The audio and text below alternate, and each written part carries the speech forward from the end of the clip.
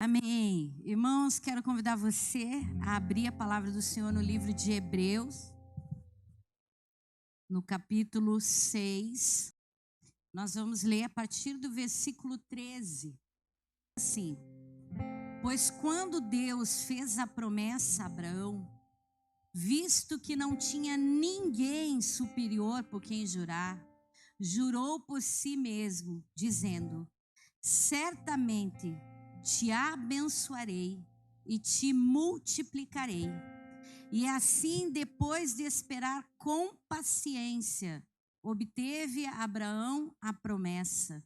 Pois os homens juram pelo que lhes é superior, e o juramento, servindo de garantia para eles, é o fim de toda contenda. Por isso, Deus, quando quis mostrar mais firmemente aos herdeiros da promessa a imutabilidade do seu propósito, se interpôs com o juramento, para que, mediante duas coisas imutáveis, nas quais é impossível que Deus minta, forte alento tenhamos nós que já corremos para o refúgio, a fim de lançar mão da esperança proposta, a qual temos por âncora da alma, segura e firme, e que penetra além do véu, aonde Jesus, como precursor, entrou por nós, tendo se tornado sumo sacerdote para sempre, segundo a ordem de Melquisedeque. Glória a Deus. Irmãos, eu quero falar nessa manhã um pouquinho dessa porção do livro de Hebreus, capítulo 6, que, na minha opinião, é um dos capítulos mais importantes que a Bíblia tem, porque ele vai tratar muitos assuntos, vai tratar a respeito de apostasia, a respeito daqueles irmãos que não haviam amadurecido, do perigo que nós enfrentamos quando negligenciamos a nossa fé, quando deixamos de ser cuidadosos, quando nos permitimos ser atingidos pelos ventos da vida. Então, o livro de Hebreus é uma carta que foi escrita por um autor desconhecido. Nós não sabemos se é Paulo, nós não sabemos se é Apolo, não há uma identidade para a autoria desse livro, dessa carta. Mas a proposta dessa carta era fortalecer os hebreus que estavam sendo assediados a voltarem à prática da lei. E então o autor ele se propõe quanto Jesus é superior aos anjos, à lei, às práticas cerimoniais, e que ele é o próprio Deus e que nele vale a pena vivermos, apesar das circunstâncias da vida. Porque essa igreja, por causa de muitas coisas, além de tudo a perseguição contra o povo de Deus, ela enfrentava um assédio muito grande na sua fé, os fazendo apostatar da fé. Então essa é uma carta de muitas advertências. É uma carta de ensino que vai explicar sobre perseverar na fé, a suficiência de Cristo na nossa vida, diante de quadros que são semelhantes nos dias de hoje, irmãos.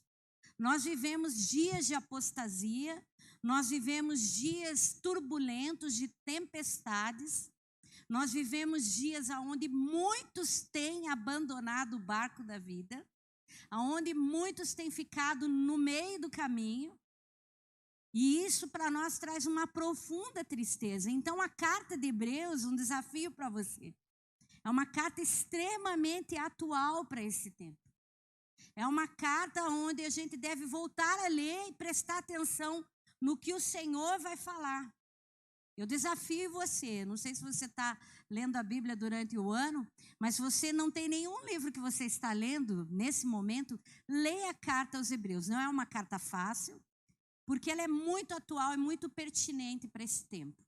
Então, irmãos, como nós temos falado aqui nessa manhã, nós temos vivido dias turbulentos, de tempestade, de apostasia, dias onde o barco de muitos tem afundado, onde muitos têm desistido da trajetória cristã.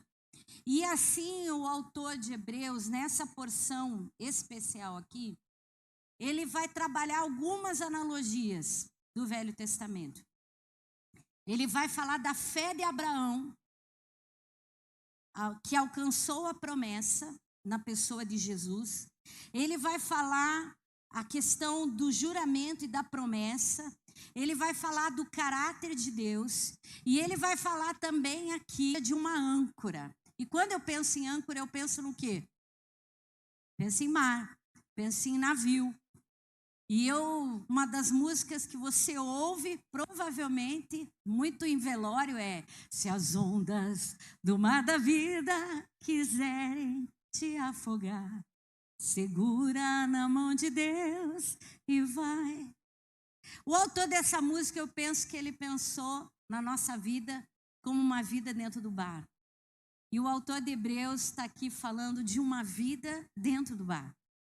Uma vida que passa por dias de calmaria, mas dias de desafio, onde o mar fica revolto e nós pensamos que vamos afundar. E então ele vai aqui para fortalecer a fé desse povo que está negligenciando sua salvação, porque nós somos tentados a parar no meio do caminho. E quando ele chega aqui, nesse momento dessa carta, nesse momento dessa porção, ele vai dizer: irmãos, pois quando Deus fez a promessa a Abraão, visto que ninguém tinha poder superior para jurar, jurou por si mesmo. Ele vai trazer a figura de Abraão como um exemplo de fé para nós, diante desse mar revolto. Se você conhece a história de Abraão, você vai ver que Abraão passou por muitas intempéries no mar da vida. Abraão, assim como eu e você, tinha uma promessa. Você tem uma promessa? Amém? E talvez ela não aconteceu ainda. Talvez ela ainda não se cumpriu. E por causa dessa dificuldade de ver o cumprimento da promessa, por causa dessa dificuldade de nós contemplarmos muitas vezes um mar calmo, uma calmaria, porque parece que todos os dias nós somos surpreendidos com alguma coisa, não é verdade? Nós muitas vezes desanimamos da fé. Nós muitas vezes enfraquecemos na fé. E então, ele vai falar aqui, irmãos, sobre nós não perdermos a confiança nesse Deus.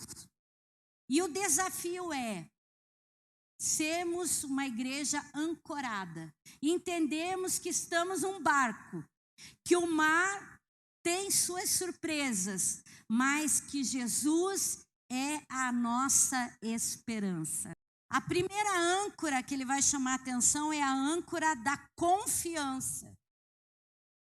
Para que serve uma âncora para um navio? Para um barco? Para mantê-lo estável, para impedir que esse barco afunde, para dar sustentabilidade para esse barco.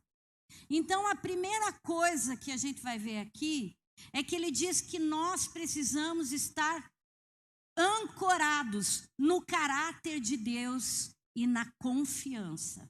Nós precisamos crer que Deus é fiel, apesar de tudo que muitas vezes quer nos mostrar que Deus não é fiel. Deus é fiel.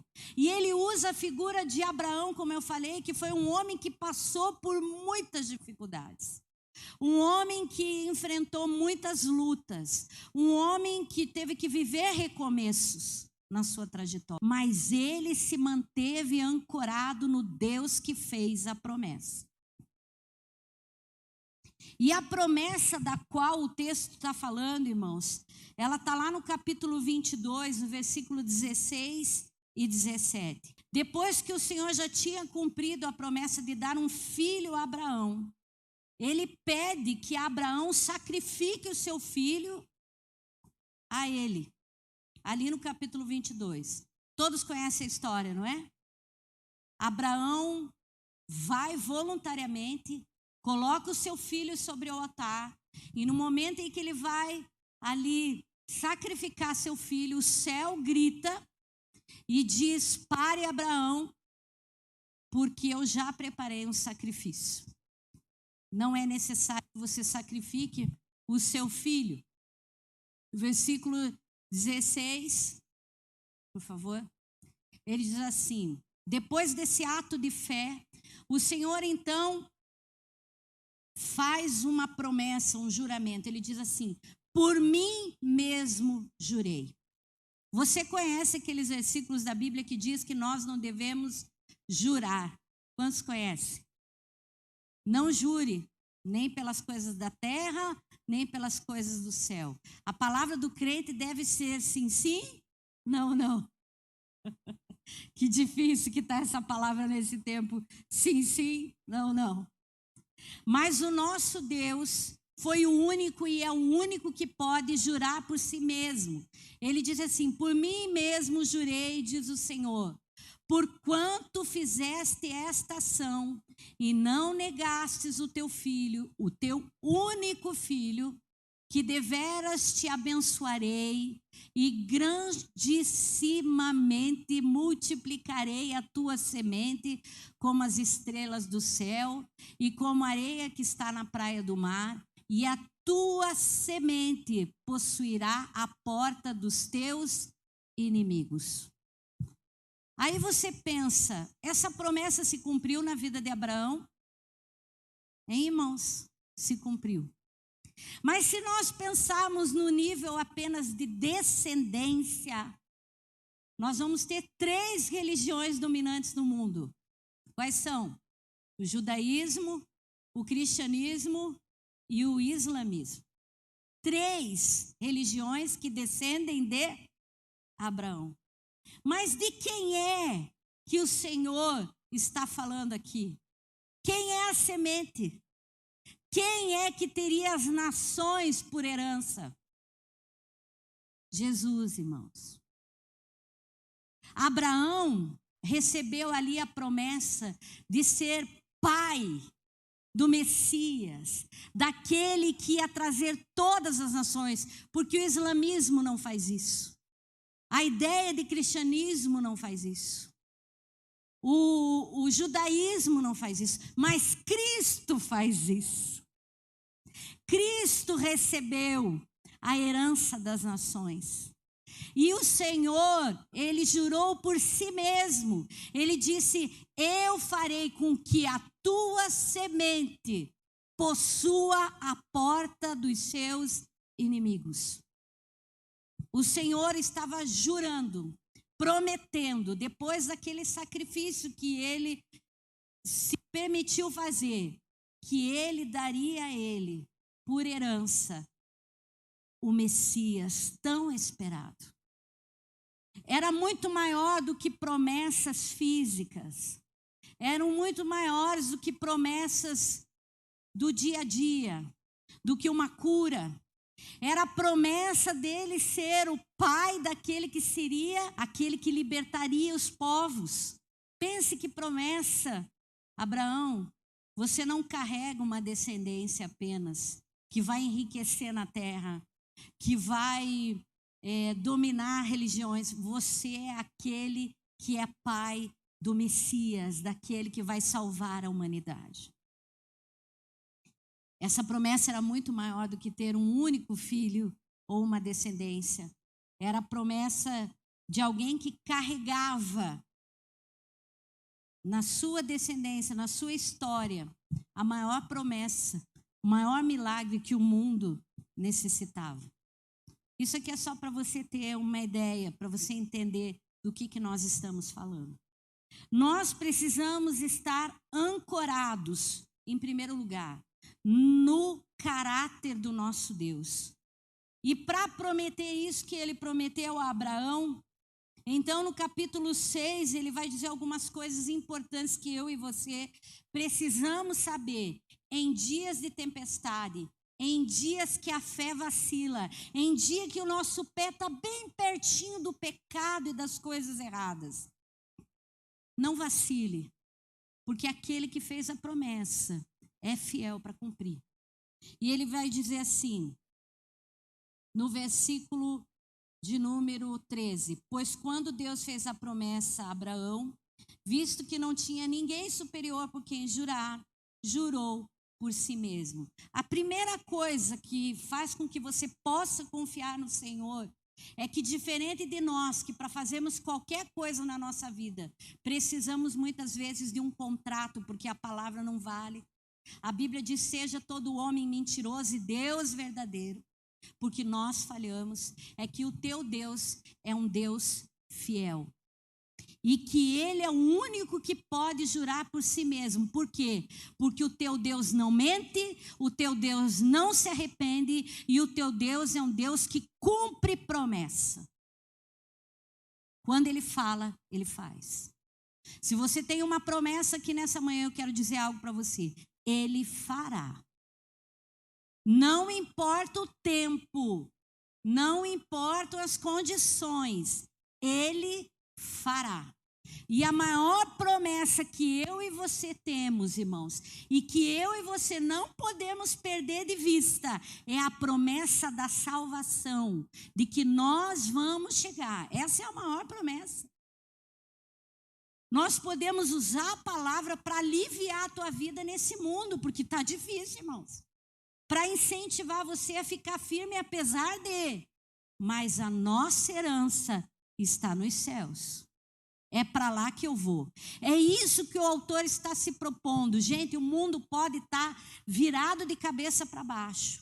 Nós podemos passar por uma perseguição. Nós podemos viver os piores dias. Mas o meu olhar precisa estar em Jesus, na esperança da salvação. Eu estava ouvindo um testemunho de um missionário americano. A Débora ouviu também. Ela falou: nossa, mãe, um missionário que estava ministrando na China. E vocês sabem que a China é um país que persegue os cristãos. E então esse missionário foi descoberto e ele estava para ser executado. E quando ele estava caminhando em direção à sua execução, uma pessoa perguntou para ele: para onde você está indo? Ele disse: estou indo para o céu. Irmãos, é essa certeza que eu e você precisamos ter. Quando você entra dentro de um hospital e você está diagnosticado com o pior, você sabe que esse corpo pode se desfazer, mas você tem uma esperança. A sua esperança é o céu. Não acaba aqui. Nós não precisamos andar desesperados. Eu não estou falando para você ser negligente. Eu não quero morrer agora. Eu não quero não ver coisas na vida da minha família. Mas a minha esperança sempre será o céu, irmãos. Não é melhorar de vida aqui, mas é o céu. Porque do que adianta, disse Jesus, eu ganhar o mundo inteiro e perder a minha alma? O que vai adiantar? Do que vai resolver, irmãos? Eu querer proteger esse tabernáculo e a minha fé esfriar, o meu amor pelas almas esfriar, o meu amor por Jesus esfriar. É disso que o autor está falando, gente. Abraão não chegou a ver seu filho Jesus, nem a obra que ele realizou, mas o Senhor cumpriu a promessa. O Senhor fez. Deus, nós podemos estar ancorados diante desse mar da vida, dessas dificuldades, irmãos. Já começamos o ano de mal a pior. Concorda comigo, irmãos? De mal a pior. Ou você pensa diferente de mim? Está tudo azul. De mal a pior. Doença, crise. O mundo colapsado, irmãos. Os Estados Unidos está virado de cabeça para baixo, literalmente. Eu sei porque eu tenho amigos lá. Mas Deus continua sendo o mesmo. Amém? Ele é confiável. Você não precisa estar abalado, porque você tem um Deus em quem você pode confiar. E que se você tem promessa nessa manhã, Ele vai cumprir. Como? Não sei, mas Ele fará.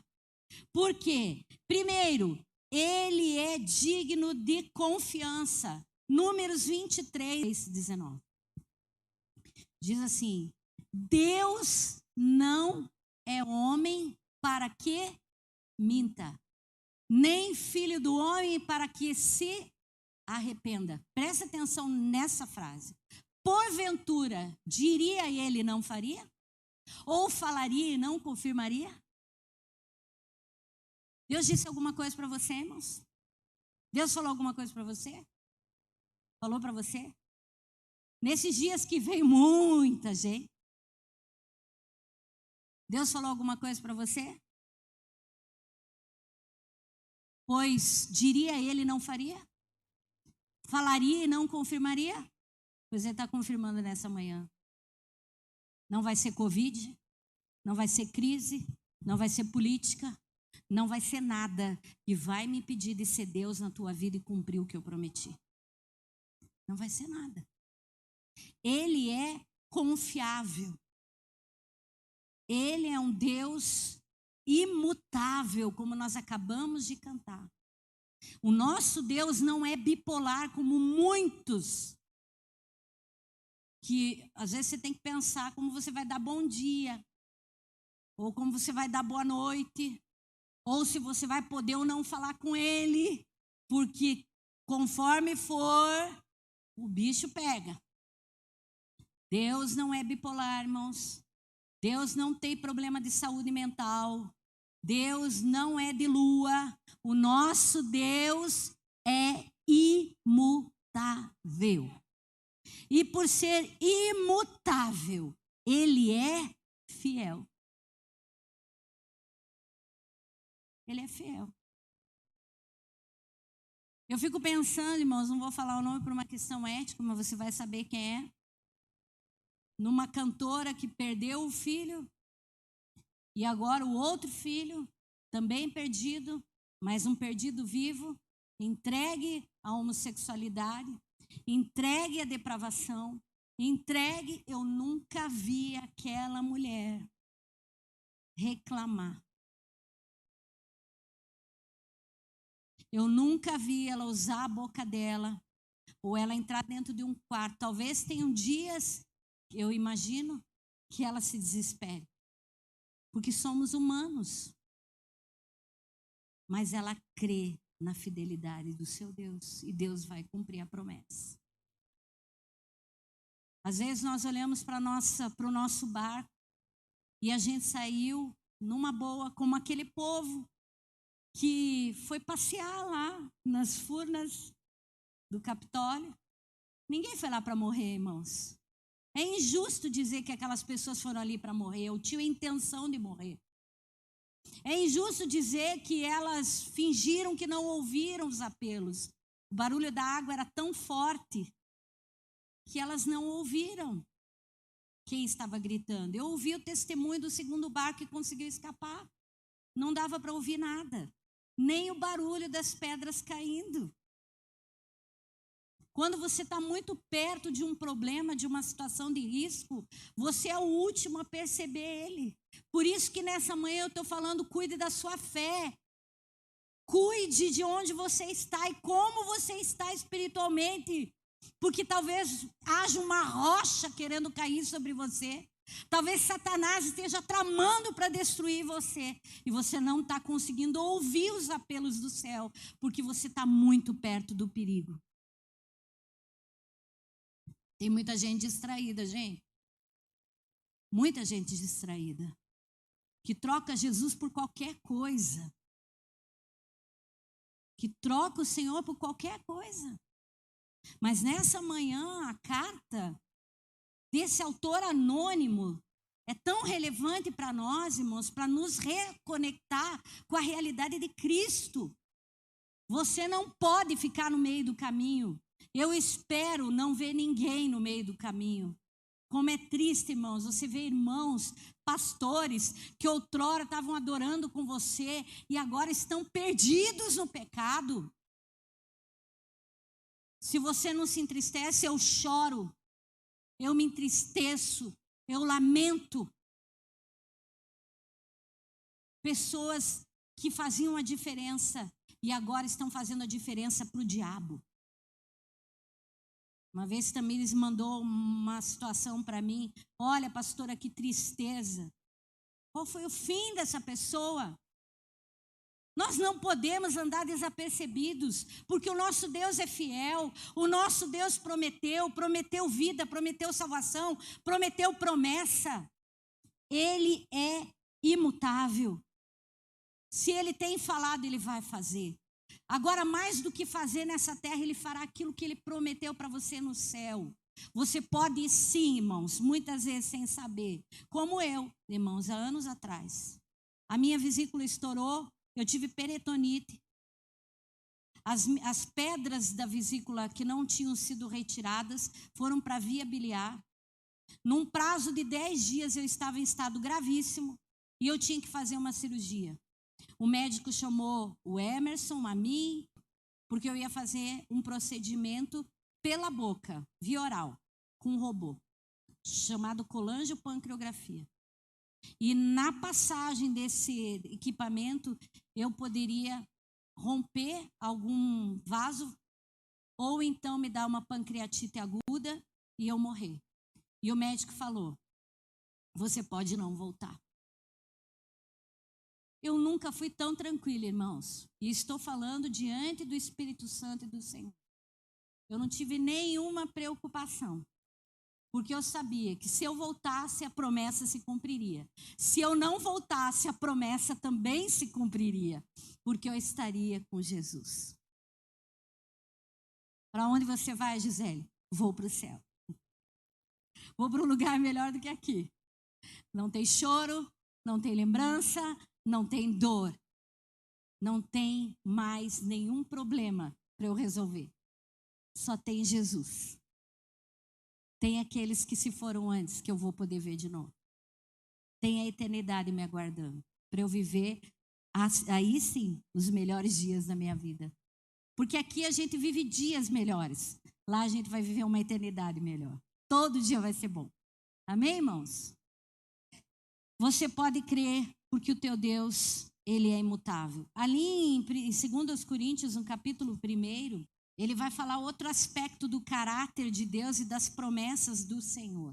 Diz assim, porque quantas são as promessas de Deus, tantas tem nele o sim, porquanto também por ele é o amém, para a glória de Deus, por nosso intermédio. Amém, irmãos? Temos nas promessas de Deus o sim. Sabe quem é que fala sim para as tuas promessas? O próprio Deus. O que significa amém? Assim seja. Quando ele faz uma promessa, logo em seguida ele diz, assim seja, eu farei. Amém, irmãos? Eu farei. Você está com problema com o filho, você está com problema com o marido, você está com problema financeiro, você está com problema espiritual.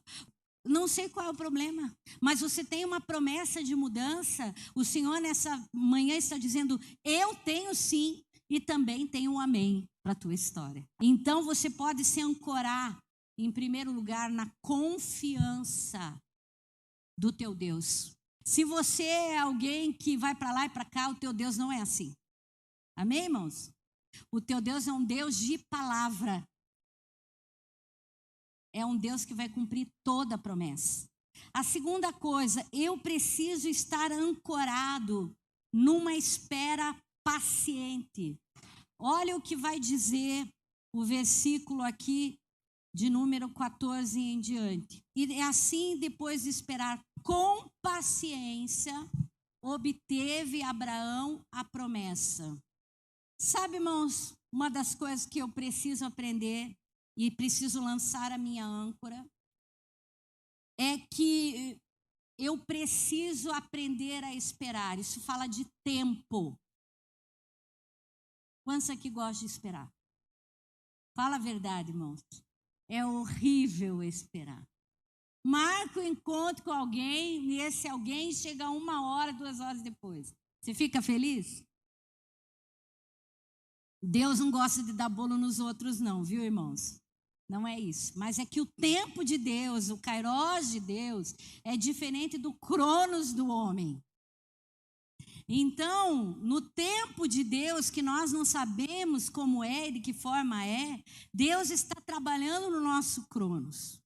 Ou Deus já está adiantado e você está chegando atrasado, ou Deus pode parecer atrasado, mas já está trabalhando. O que nós precisamos é nos ancorar na espera paciente. Saber esperar, sabe por quê, irmãos? Porque esse mundo é imediatista. A pastora falou que Deus vai cumprir a promessa, então você vai sair daqui e é hoje que o teu milagre já aconteceu. Muita gente pensa assim, mas não, irmãos. Você tem que aprender a esperar. Quantos anos Abraão esperou? 25 anos. Mas ele viveu todas as promessas. Ele viveu. O que eu quero dizer é que você tem que aprender a esperar. E como que a gente espera? Romanos capítulo 4, ele vai dizer assim, como está escrito: por pai de muitas nações te constituí, perante aquele no qual creu. Como é esperar pacientemente, com uma fé viva? Irmãos, quero dizer algo para você. Fé é o presente. Por que é o presente, pastora? Porque a fé é a firme convicção das coisas que não se veem, mas se esperam. Então a fé me confirma: meu filho vai ser salvo. É agora. É hoje. A fé me diz: minha vida espiritual vai mudar, porque eu já estou vendo. Minha vida financeira vai mudar, porque eu já estou vendo. Então ela é uma realidade presente, porque eu creio nisso. Mas eu não estou vendo, mas eu creio. Fé não é ver, é crer. Quantos estão entendendo? Abraão, ele creu. Ele creu, irmãos. Ele creu. E aqui ele está falando que creu que vivifica os mortos. Por que ele está trazendo essa analogia, fazendo essa alusão aqui? Porque a ideia dele é assim: se eu oferecer Isaac como sacrifício, ele é a minha promessa. Mas Deus vai ressuscitar Isaac. Então ele não tinha problema em oferecer o filho, porque ele sabia que Isaac era o filho da promessa. Deus já tinha falado. Deus não ia mentir, não ia se contradizer. Mesmo que a mente humana dele talvez tenha ficado em conflito, ele sabia que o Deus que ele estava sacrificando o filho era o mesmo que tinha poder para ressuscitar. Então o que eu quero dizer para você nessa manhã é que se Deus te pedir alguma coisa que é difícil para você fazer, porque você pensa: nossa, eu vou ter que abrir mão dessa realidade, eu vou ter que abrir mão desse trabalho, eu vou ter que abrir mão dessa situação. Eu quero dizer para você que o mesmo Deus que está te pedindo vai te capacitar e tem poder para reverter o quadro. Está dando para entender, irmãos? Por que eu estou falando isso nessa manhã? Porque nós não associamos os textos. Perante aquele no qual creu, Deus que vivifica os mortos e chama a existência as coisas que não existem. Já falei aqui, irmãos, fé não faz nada. Fé chama, traz.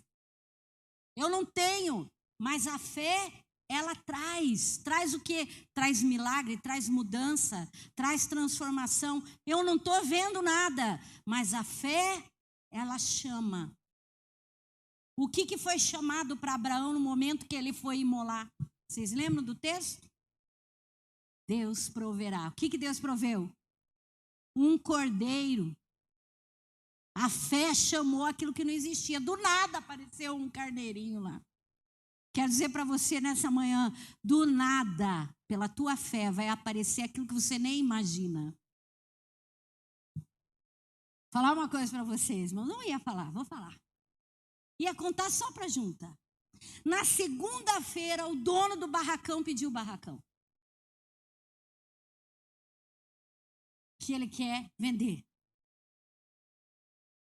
Aí você já, humanamente, fala assim, e agora? Para onde eu vou? Um monte de gente aqui de perto, a igreja está bonitinha, arrumadinha. Para onde iremos nós? Para onde iremos nós? Eu falei, meu Deus, o que faremos? Como falou o Felipe.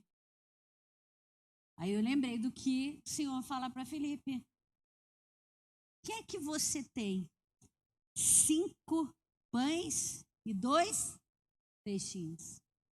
Senhor, sabe o que eu tenho? 5 pães e 2 peixinhos. O homem quer 1,5 milhão. E eu só tenho 10% disso. Como é que vai ser isso? Aí o que você faz?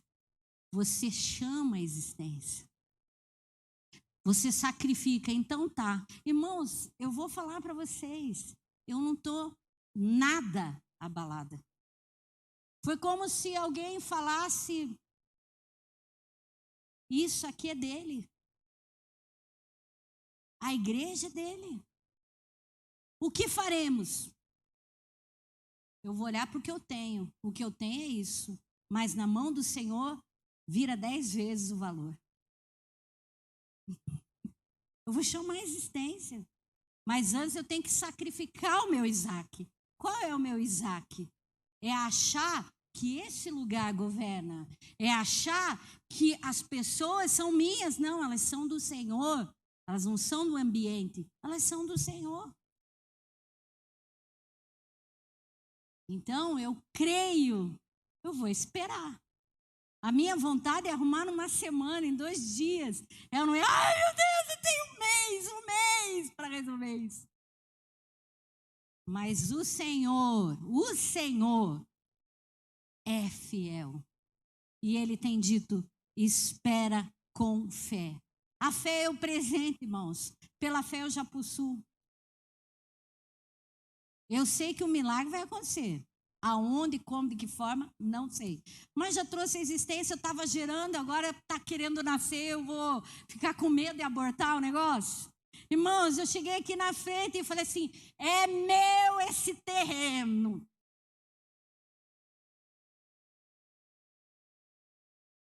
Quantos estão entendendo? É meu esse terreno. Você olha para uma casa, você diz, não tenho como, é minha essa casa. Aí começa a sentir dor de parto, irmão. Você começa a sentir dor de parto. Ó, dor de parto. Eu quero em 1 mês o barracão. Ai, irmão, dói para fazer algo nascer. Quantos estão entendendo, irmãos? Dói para fazer nascer. Eu nem ia ler esse versículo, vou ler agora. Abra lá, João, acho que 16, versículo de número 20. É tremenda essa palavra, irmãos. Quero que você guarde ela. Pegue ela. Olha o que diz aqui. Em verdade, lhes digo que vocês vão chorar e se lamentar, mas o mundo vai se alegrar. Vocês ficarão tristes, mas a tristeza de vocês se transformará em alegria. A mulher, quando está para dar à luz, fica triste, porque chegou a sua hora. Mas depois de nascida a criança, já não se lembra da aflição. Irmãos, para algo nascer vai doer. Para algo surgir vai doer. Vai doer. Não pense que vai ser fácil. Não foi fácil para Abraão. Quando a gente fala de espera paciente, a gente não tem como deixar de lembrar que ele confiou nos reis do Egito, na comida do Egito, que ele botou a mulher dele em risco, que ele comprometeu quase aquela que ia carregar a promessa. Abraão fez um monte de coisa, desobedeceu. O Senhor falou, vai sozinho, ele levou o sobrinho, o pai, levou uma turma com ele. Mas por que ele esperou pacientemente? Por que ele é colocado como o pai da fé? Porque nas coisas necessárias ele nunca deixou de crer. Ele nunca deixou de crer no Deus suficiente, no Deus que ressuscita mortos, no Deus que faz o impossível. Ele nunca parou de acreditar na sua promessa. Porque nós falhamos, irmãos. Nós ficamos aflitos. Provavelmente ele deve ter subido. Gente, eu penso que se ele tivesse contado para Sara que ele ia sacrificar o filho dele, não tinha subido. O homem, além de tudo, teve que criar um esquema para tirar o menino de casa. Isso aqui sou eu falando, tá? O texto não diz. Irmãos, você precisa crer. A fé é o presente do qual eu me aproprio. Segunda coisa, paciência. Esperar com paciência. Agora vamos definir o que é paciência.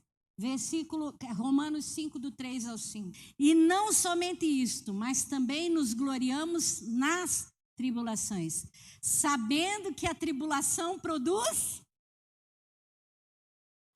sabe como que você vira paciente? Sabe como você fica paciente? Sabe quando, irmãos? Quando tem problema, irmãos. O que é que você vai fazer se você não pode mudar o negócio? Ter paciência. É fácil ter paciência, irmãos? Você olha para a situação e você diz assim, que vontade de meter a mão. Que vontade de abandonar. Que vontade de ir para outro país. Que vontade... Irmão, a tribulação gera em nós paciência. Aí continua. E a paciência, experiência. E a experiência, esperança. E a esperança não traz confusão, porquanto o amor de Deus está derramado em nossos corações pelo Espírito Santo que nos foi dado. O que ele está dizendo é o seguinte, irmãos, a paciência produz esperança. E a esperança não confunde. A esperança não traz confusão. Sabe por quê? Porque o Espírito Santo está dizendo, filho, eu estou com você. Filho, não se desespere. Você não viu resultado nenhum, mas eu sou com você. Amém, irmãos? Tenha paciência. Terceira coisa. Manter-se firme na esperança me garantirá o fim da fé. Irmãos, o principal de tudo isso é que lá no final eu vou ser salvo. 1 Pedro, capítulo 1, versículo 9. Olha o fim da fé. O fim da fé é a nossa salvação. Alcançando o fim da vossa fé, a salvação da vossa alma. Essa é a coisa mais importante. Aí ele continua. Forte alento tenhamos nós, que já corremos para o refúgio, a fim de lançar mão da esperança proposta. Algumas versões dizem a fim de se apegar à esperança. O que ele está dizendo é o seguinte, eu preciso estar ancorado no lugar certo. Irmãos, quando a tempestade vem ou quando surge um iminente perigo, seja em alto mar, eles têm a âncora da qual eles se apegam. A âncora é a certeza do que o barco não vai afundar. Você tem uma certeza, um refúgio. O teu refúgio chama-se Jesus. Então, quando tudo aqui está virado, como a gente falou, quando tudo aqui está perdido, você tem Jesus. Diferente da âncora que é lançada para uma rocha ou para um lugar firme, para que a gente possa vencer a tempestade ou o barco ele possa estabilizar, a nossa âncora ela não é jogada para baixo, ela é jogada para cima. Já pensou nisso? Olha o que o texto vai falar. A fim de lançar mão da esperança proposta, a qual temos por âncora da alma, segura e firme, e que penetra além do véu, onde Jesus, como precursor, entrou por nós, tendo se tornado sumo sacerdote. Então eu estou passando um tempo difícil. Eu não olho para baixo. Eu olho para o alto. Eu pego a âncora e em vez de jogar ela para cá, eu jogo ela para lá. Num lugar onde ele já entrou. Um lugar que ninguém podia entrar. Morria. Eu posso entrar, porque Jesus já foi na frente. Porque Jesus já entrou lá no Santo dos Santos. E o que tem lá no Santo dos Santos? Tem revelação da palavra. É em ti, Jesus, que eu seguro a minha vida. Sabe por quê, irmãos? Você só vai conseguir enfrentar a tempestade firmado na rocha. E a rocha é Cristo. Mateus 7, 24 vai dizer: todo aquele, pois, que escuta estas minhas palavras e as pratica. O que é que eu estou fazendo nessa manhã aqui? Estou dando para você esperança. Esperança é o quê? Uma âncora. E essa âncora tem o nome, Jesus. Ele diz assim: estas minhas palavras e as pratica, assemelhá-lo-ei ao homem prudente que edificou a sua casa sobre a rocha. Presta atenção no que vem agora. Desceu a chuva, correram os rios, sopraram os ventos, combateram contra aquela casa e ela não caiu, porque estava edificada sobre a rocha. Você pode ser barco, você pode ser casa. Se o teu alicerce for Jesus, você não será abalado. Amém, irmãos? Agora o que eu preciso fazer? Eu tenho que me apegar. Ah, mas tá tudo difícil, pastora. Eu tô com medo. E se? Eu vou me apegar à promessa. Eu vou me apegar ao juramento. Que é impossível que Deus minta. Se Deus falou, vai acontecer. Tem muita gente que diz ter promessa, irmãos, mas não vive pela promessa. Eu vivo pela promessa. Toda vez que o negócio vem, âncora, pá! Eu me apego à âncora. A âncora é a minha esperança. Jesus, Cristo em mim, esperança da glória. Colossenses 1, 28. Cristo em mim, esperança da glória. Sabe por que você pode se ancorar em Jesus, finalizando? Porque ele já chegou lá, irmãos. E se ele chegou, você chega também. Ele era homem, Deus homem, mas ele chegou. Ah, mas está tão difícil, pastora. Não foi fácil para Jesus, não foi fácil para Abraão, não foi fácil para Pedro, não foi fácil para Paulo, mas eles chegaram lá. E aí ele vai dizer uma coisa interessante aqui. A qual temos por âncora da alma, a esperança, e que penetra além do véu, onde Jesus, como precursor, Jesus já foi na frente, irmãos. Jesus já foi lá, aonde você tem que chegar. Ele já chegou na tua promessa. Ele já chegou no destino. Ele já chegou no céu. Ele já chegou aonde você não chegou ainda. Mas você vai chegar, porque ele é a âncora. Amém, irmãos? E por fim, sabe por que você pode se ancorar em Jesus, irmãos? Porque durante a tempestade, assim como está em Mateus 14, ele é aquele que está lá do monte orando por você. A Bíblia diz que nós temos um intercessor. Hebreus 7, 25. Que intercede por mim e por você. De dia e de noite, irmãos. Você pode não orar o quanto precisa orar. Mas Jesus não para de orar.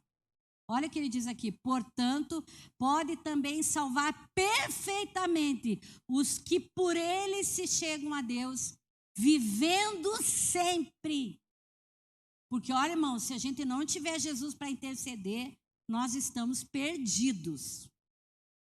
Porque a gente é filho vacilão. Ou só eu que sou? É ou não é, irmãos? Tem dia que a gente acorda muito crente. Ou então começa muito crente o dia, daí pisa no prego. Aí quando chega tarde, já vem uma problemaiada. Aí a gente já começou no Espírito Santo, de tarde a gente já diz assim, eu não aguento mais. Não vou dar conta. Só eu. Vou abandonar. Estou tentando fazer tudo direito, mas olha aí. Olha aí.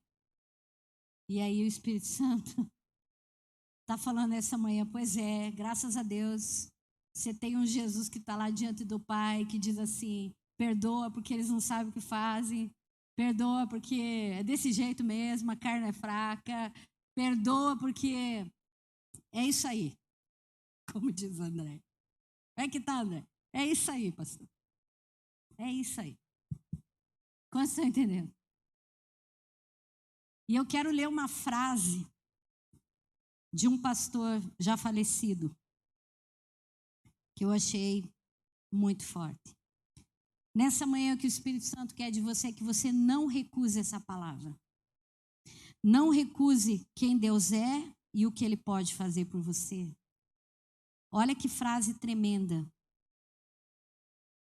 Nós vamos ler um versículo e depois a frase. Abre lá para mim Deuteronômio, capítulo 1, versículo 32 e 33. Apesar disso, vocês não confiaram no Senhor, o seu Deus, que foi à frente de vocês numa coluna de fogo de noite e numa nuvem de dia? Estão prestando atenção como é muito parecida? Jesus, vamos nos apegar à esperança em Cristo Jesus, porque Ele é o precursor, Ele já foi na frente. Aí aqui, em Deuteronômio, quando Ele vai rever a lei para aquele povo ingrato, incrédulo, sem fé, porque às vezes a gente prega aqui, daqui a pouco a gente já esqueceu tudo que foi falado. Ele diz assim, se depois de tudo isso, vocês decidiram não confiar naquele que foi na frente, naquele que está dizendo, olha, tudo que a pastora está falando nessa manhã é verdade. Agora eu vou ler a frase. Essa foi a dupla tragédia de Israel. Deus lhes disse, confie em mim, eu os amo. Mas vocês não aceitaram nem confiar e nem amar. Com isso, não perceberam o que tinham perdido. Ao rejeitarem confiar em Deus e no seu amor, vocês não o diminuíram, porque ninguém pode fazer isso. Mas vocês se tornaram menores do que vocês deveriam ser. Tem pessoas, irmãos, que eu olho e eu digo assim, meu Deus, quanto potencial. Mas elas decidiram confiar nas circunstâncias, confiar nos problemas, confiar na Rede Globo, confiar nos sistemas e não confiar em Deus. Por causa disso, Deus não diminuiu, irmãos. Deus não ficou menor porque você não confia inteiramente nele. Mas vocês diminuíram. Porque vocês podiam ter chegado a lugares altos, mas a escolha de vocês levou vocês apenas a um ponto, como foi com Ló.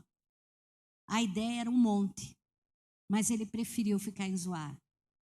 E ali, ele criou os maiores inimigos de Deus. Quanta gente, irmãos, eu olho para algumas pessoas e eu falo assim, esse cara podia estar voando. Mas ele decidiu ser galinha do mato. Ele nasceu para ser águia, mas ele decidiu ser galinha do mato. Galinha do mato come lixo. Águia come do melhor da terra. Quantos estão entendendo essa manhã? Será que vale a pena confiar em Jesus? Será que vale a pena, irmãos, crer num Deus que já foi na frente? E como a gente canta, e canta forte, Deus vai à frente, abrindo o caminho, quebrando as correntes, tirando os espinhos, ordena aos anjos para contigo lutar, Ele abre as portas. Ele trabalha para o que nele confia, caminha contigo de noite e de dia, erga suas mãos, sua bênção chegou. Comece a cantar com muito louvor. Ai, irmãos, quando eu li essa frase, eu falei, Deus, eu não posso diminuir o seu tamanho, mas eu vou aumentar o meu pela fé. Quem está disposto a aumentar o seu tamanho pela fé aqui? Ele já foi na frente. Agora depende de como você vai receber isso que está sendo falado nessa manhã. Eu sei que vocês têm problemas, eu também tenho. Agarre a esperança, irmãos. Quando Paulo, lá no capítulo 13, vai falar que tem 3 coisas e que não vão acabar, mesmo depois que a gente chegar lá no céu. Quais são? A fé, a esperança e o amor. Agora, para concluir, não vou pregar, você só vai ler. Lê o versículo 9 do capítulo 6 até o versículo 11. Você quer saber quem vai viver promessa? Porque uma coisa é ter promessa, a outra coisa é viver promessa. Quanto a vós outros, todavia, amados, estamos persuadidos das coisas que são melhores. Diga, Deus está me chamando a coisas maiores e melhores. Você pode dizer para alguém que está aí? Presta atenção, você foi chamado para coisa maior. Você vai ser águia ou vai ser galinha?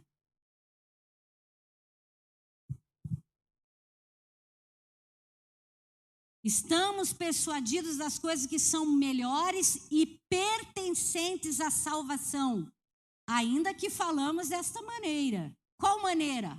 Lê anteriormente e depois em casa. O que ele fala lá? Porque Deus não é o injusto para ficar esquecido do vosso trabalho e do amor que evidenciasses para com o seu nome, por servisses e ainda servir os santos. Irmãos, Deus, Ele é fiel ao amor que você tem dado à obra dEle. Então não pare no seu chamado. Amor. Segundo, desejamos, porém, que continue cada um de vocês mostrando até o fim a mesma diligência. O que é diligência? É zelo. Quanta gente relaxada na vida espiritual, no ministério. Deus coloca uma coisa para você fazer, você começa a dar o teu mínimo. Você vira uma pessoa relaxada, entra em maldição. Maldito aquele que faz a obra do Senhor relaxadamente. Ele vai dizer aqui, desejamos, porém, continue cada um de vocês mostrando até o fim, não é até a metade do caminho, o mesmo zelo que você tinha quando aceitou Jesus. Quantas pessoas aqui aceitaram Jesus e o cara estava pilhado de vontade de fazer para Deus? Agora vieram os problemas, as dificuldades.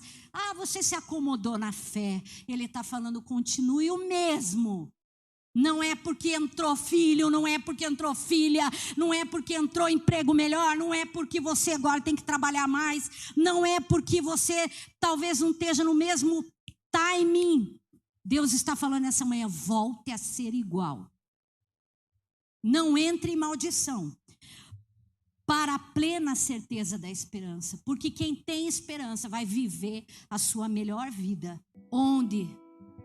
Para que não vos torneis, presta atenção, versículo 12, indolentes, mas imitadores daquele que pela fé e pela paciência herdaram as promessas. Quem vai herdar a promessa? Quem vai ficar fiel no serviço, amando. Quem vai ficar firme na esperança. Quem vai manter a fé. 3 coisas: fé, esperança e amor. Meu irmão, olha para a tua vida nessa manhã. Olha para a tua vida nessa manhã.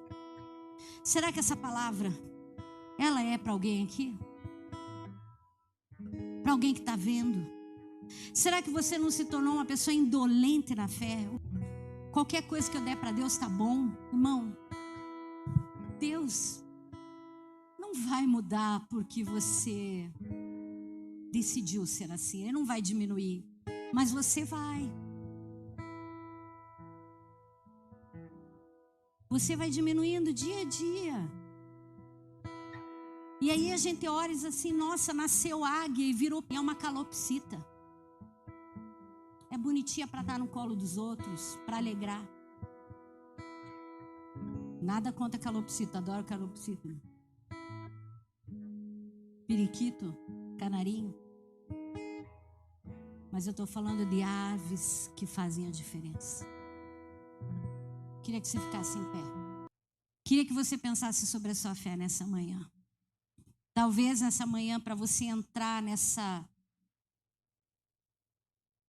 promessa que está bem pertinho, porque o Espírito Santo, eu orando a Deus, falei: Senhor, vai demorar muito a promessa de alguns? Não, pode falar que eu já estou quase chegando. Ele é que não pode parar. Eu quero orar por você nessa manhã. Talvez nessa manhã você precise novamente ancorar a tua vida em Jesus. Eu queria que você se colocasse em Deus e pensasse: Deus, como o Senhor está me vendo nessa manhã? Será que essa carta seria dirigida a mim? Será que eu não estou vacilando? Será que eu não estou perdendo a esperança, a fé, a disposição em te servir, em te honrar, em dar o meu melhor? Oh, Espírito Santo,